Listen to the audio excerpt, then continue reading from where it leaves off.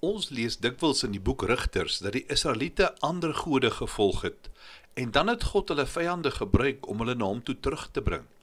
In hulle nood en swaar kry het hulle dan na die Here geroep, en hy het dan 'n rigter gegee, wat hulle uit die mag van die vyande sou red. In so 'n tyd is Gideon geroep. Die Midianiete het met 'n groot leer teen Israel gekom en die land verwoes. Toe die Here vir Gideon geroep en gesê, gaan veg teen Midian, verlos vir Israel, dis in Rigters 6 vers 14. Gideon het probeer om te argumenteer en hy het 'n baie verskonings gebruik. Hy het gesê hy's 'n onbeduidende persoon. Hy kom uit 'n onbelangrike stam. Hy was die geringste in sy pa se huis. Maar dit het nie die Here se roeping vir hom verander nie, want dis nie hoe die Here na die lewe kyk nie. Toe Gideon vir Israel bymekaar gebring het, het die Here die meeste van hulle huis toe gestuur. En dis die eerste beginsel wat ons ontdek vandag. In plaas daarvan om die Midianiete op gelyke voet en met 'n groot leer tegemoet te gaan, om geweld met geweld te antwoord, het die Here daarop aangedring dat Gideon die mense huis toe moet laat gaan.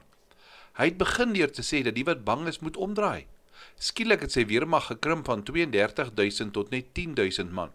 Maar dit was nog nie klein genoeg nie. Die Here het daarom vir Gideon nog 'n manier gegee om sy soldate minder te maak. Hy moes hulle afbring na die water toe. Die wat die water soos honde gelek het, sou die wees wat die Here wou gebruik. Die res moes hy huis toe stuur. En die tweede beginsel is dat God vir ons wys, oorwinning kom uit sy hand uit. Hy sê in Rigters 7 vers 2, die mense by jou is te veel vir my om die Midianiete in julle hand te gee.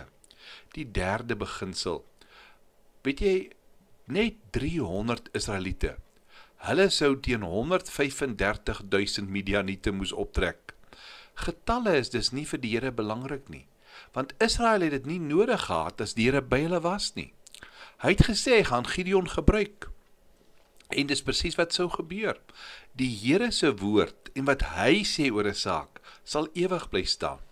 Maar jy weet dat Gideon 'n skadubeeld is van die Here Jesus, die een wat God gekies het om Israel te verlos. En die vierde beginsel, die krag van God lyk vir ons na swakheid, maar dis presies hoe hy Israel sou red, en hoe hy vir ons deur die Here Jesus sou red. Die Here Jesus het nie na die hoofstad van die wêreld toe gekom nie, maar na 'n nederige krib in Bethlehem. Hy is nie in 'n koning se huis gebore nie, maar sy ouers, aardse ouers, was arm, sukkelende jong mense. Sy geboorte het nie voorblaaie gehaal nie. Net skaapwagters het gehoor. En die merkwaardige is, Jerusalem het daardie nag deur alles geslaap. Dit was die geboorte wat die geskiedenis van die wêreld vir altyd verander het. Dis hoe God gekies het om met Gideon te werk, om ons te red, weggesteek, stil, swak, verwerplik. Jy sou dit definitief nie gedoen het nie. Maar God is nie soos jy nie. Ons wil dit op ons manier hê, maar God doen dit so, dat jou geloof, jou hoop, jou vertroue, nie in jouself is nie, maar in die krag van God. Hy het sy krag in swakheid toegedraai, juis om jou te kry, om hom te vertrou, in plaas van enigiets, of jouself in hierdie wêreld.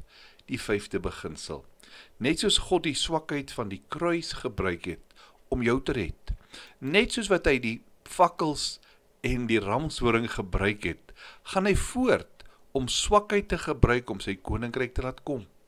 Hy gebruik swak dinge om sy kerk te bou. Dit is sy gereedskap. Dis hoe hy opereer. Vir duisende jare het hy die skat van vergifnis en genade in kleikruike gesit. In daardie swakheid is daar die wonderlike fontein van krag, van vergifnis. Dis hoe hy ons sondes weg was. Daardie gekruisigde Jesus, wat 'n grap vir die wêreld was.